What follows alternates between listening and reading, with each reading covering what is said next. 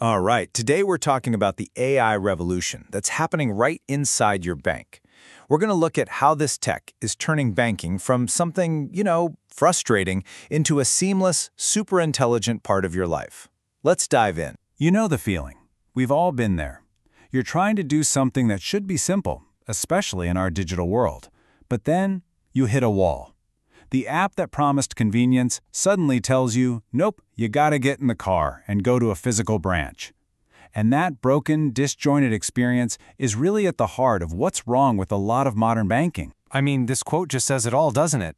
It perfectly captures that feeling of being stuck in some kind of time loop. Juggling phone calls, emails, paper forms, you need a printer, a scanner, maybe even a fax machine. All for something that should be a few taps on your phone. It feels broken because, well, it is. And these are the greatest hits of banking pain points, right? It's that Groundhog Day experience of having to tell your story over and over again to a different person every time you call. It's that spike of anxiety when you spot a weird charge and you just know it's going to be a whole ordeal to report it. Or just that feeling of walking into a crowded branch.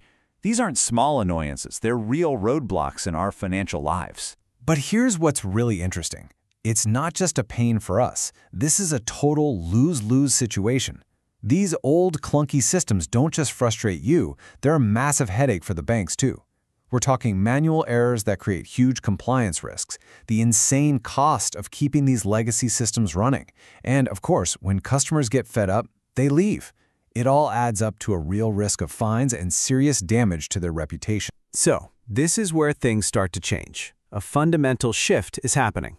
For decades, we had to bend our lives to fit the bank's rules and processes. But now, the smart banks get it. They have to build their processes around our lives. It's not about them anymore. It's all about you. And this new customer-first world is built on three main pillars. First, seamless omni-channel journeys. That means you can start on the app, move to the website, and talk to a person without ever having to start over.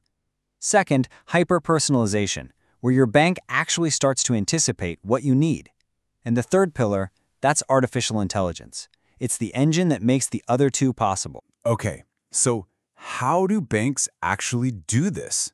The best way to think about it is with a simple metaphor. To build this thing, you need three key ingredients: the right fuel, a really powerful engine, and a detailed blueprint. And it all starts with the fuel. And that fuel is data. But not just scattered bits of data. We're talking about a single, unified 360-degree view of you, the customer. Tearing down the walls between different departments to create one complete picture is the absolute non-negotiable first step. This unified profile pulls everything together: your spending habits, how you use the app, your location, even what you talked about last time you were in a physical branch. It all goes into one holistic view. I mean, some banks are taking this to the extreme. Get this. IndusInd Bank in India pulls in over 600 offline attributes just so they can better understand their customers online. So, if all that data is the fuel, then you can probably guess what the engine is. It's artificial intelligence. AI is the high-performance engine that takes all that fuel and turns it into speed, efficiency, and real intelligence. It's what sifts through everything to find patterns and figure out what to do next. And AI is being used all over the place in banking, from managing risk to automating boring back-office tasks. But the two big areas where you and I actually feel the difference are in customer service and personalization. These are the moments when we're actually interacting with the bank and the offers it gives us. Let's talk chatbots. We have all been frustrated by those clunky, useless ones, right? But the new generation, the ones powered by generative AI, they're a different breed. Take NatWest Bank in the UK. They upgraded their chatbot, Cora, with Gen AI, and suddenly it could handle way more complex questions, and it felt like you were talking to something that actually understood you. And the result? A 150% jump in customer satisfaction. I mean, that's not a tiny improvement, that's a total game changer. It's proof that this tech can create an experience that is tangibly, measurably better. But this goes so far beyond just chatbots. Visa's AI stops over $350 million in fraud by spotting weird patterns in real time. You've got First Horizon Bank using AI to predict what their clients might need next. Or mBank in Poland, which can see that you just bought a plane ticket and immediately offer you travel insurance.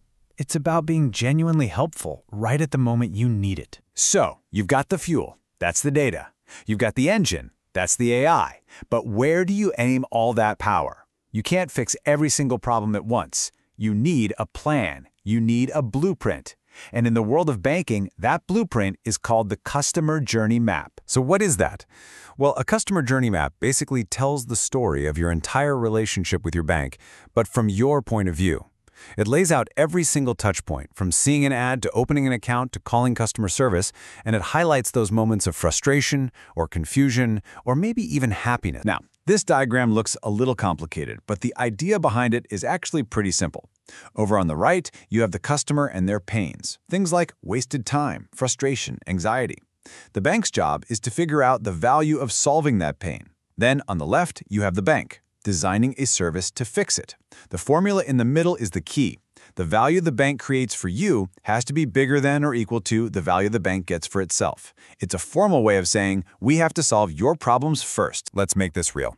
Think about applying for a loan. In the consideration stage, maybe you're on the website and it's super confusing.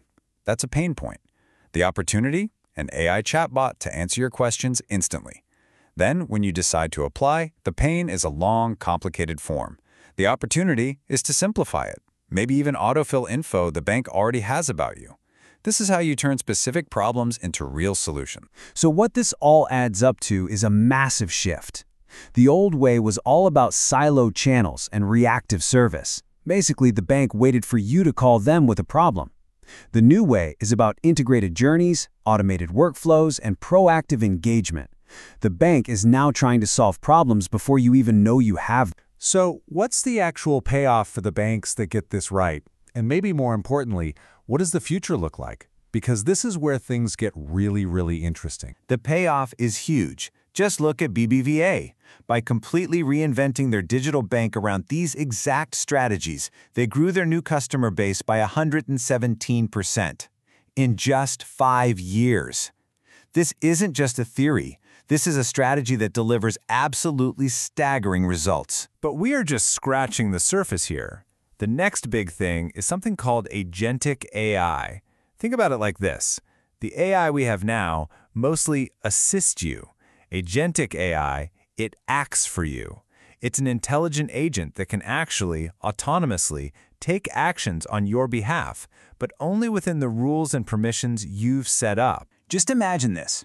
Your personal AI agent notices a weird transaction, and it coordinates directly with the fraud team and the payments department to get it sorted out, all without you having to do anything.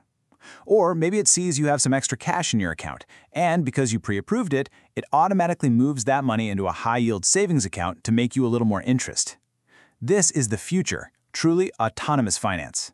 And that brings us to our final thought for today. For years, we've trusted banks with our financial past and our present, but with the incredible power of AI, they're now getting the ability to anticipate our financial future. So the question isn't just about convenience anymore. It's about how this predictive and even agentic new power will fundamentally reshape our relationship with money itself.